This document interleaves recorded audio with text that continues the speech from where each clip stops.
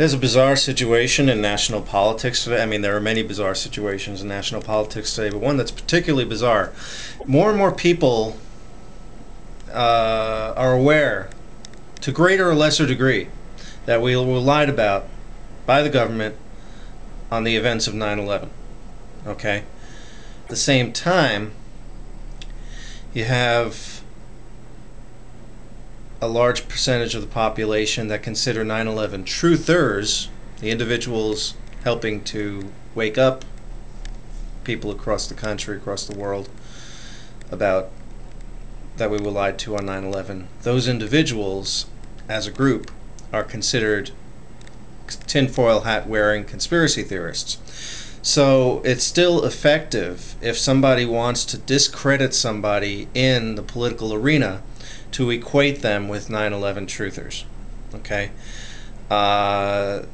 What follows is a video from about a year ago where Beck says how much he hates the family members of the victims of 9/11 and how they should just shut up and go away and stop whining.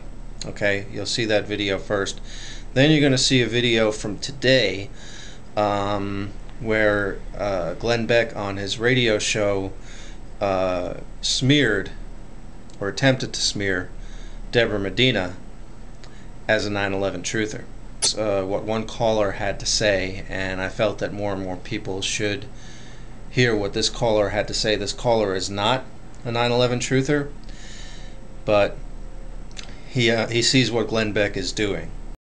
Let me be real honest with you, and I don't think anybody on talk radio, I don't think anybody in their right mind is going to ever say this out loud, but I wonder if I'm the only one that feels this way. You know, it took me about a year to start hating the 9/11 victims' families. It took me about a year. And I had such compassion for them, and I really, I wanted to help them, and I was behind, let's give them money, let's get started, all of this stuff. And I really didn't, all the 3,000 victims' families, I don't hate all of them. I hate probably about 10 of them. But when I see, 9/11 victim family, on television or whatever, I'm just like, oh, shut up. I'm so sick of them because they're always complaining, and we did our best for them. And again, it's only about 10. But the second thought that I had when I saw these people and they had to shut down the Astrodome and lock it down, I thought, I didn't think I could hate victims faster than the 9/11 victims. These guys, when you see, and it's really sad, we're not hearing anything about Mississippi. We're not hearing anything about Alabama. We're hearing about the victims in New Orleans. This is a 90,000 square mile disaster site.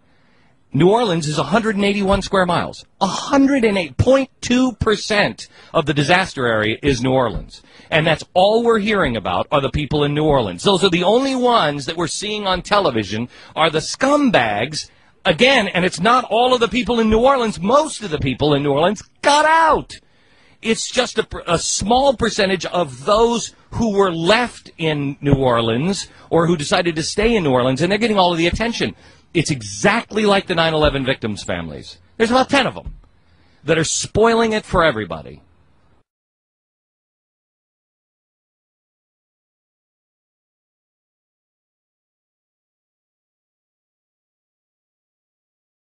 But our winner, Beck, getting more pub out of this transparent, holier-than-thou, hypocritical 9/12 project, which the New York Times today described as, quote, an initiative to reclaim the values and principles that he said were evident the day after the September 11, 2001 terrorist attacks.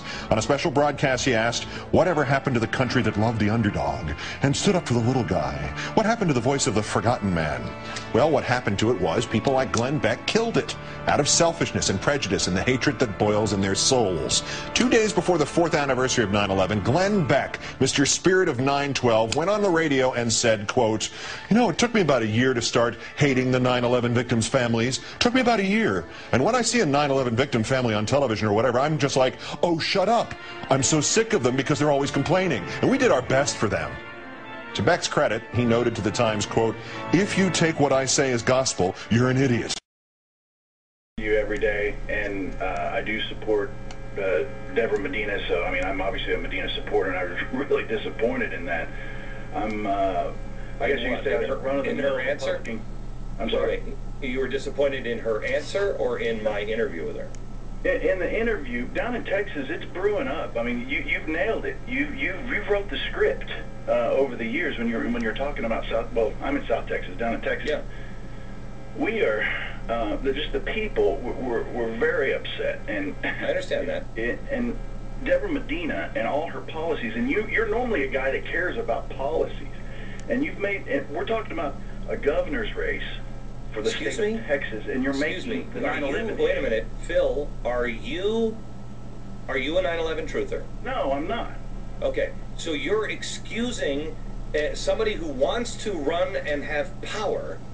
You're saying it's okay if they haven't thought through 9/11 enough to know whether the government of the United States of America killed 3,000 people. Listen, you're intriguing. You're interrogating. You're no, Phil. I'm asking you a question as a citizen of the United States. It's the same question I demanded that Barack Obama answer with Van Jones, but he wouldn't answer it. It is time for Americans to answer the damn question. It is not our litmus test in the state of Texas, Glenn Beck. What are you, out of your mind?